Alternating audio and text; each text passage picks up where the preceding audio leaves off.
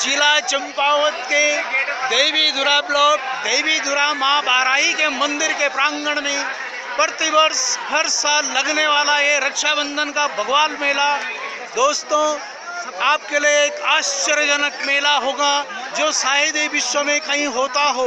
अभी आप देखेंगे किस प्रकार से इस मेले में रक्षाबंधन के पावन उत्सव पे पत्थरबाजी की होली भी होगी।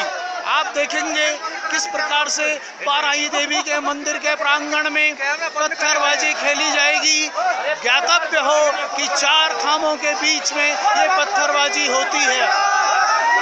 वालिक खाम, गैडवाल खाम, लामगढ़िया खाम और चामल्य खाम, चमला खाम के बीच में ये पत्थरबाजी होगी।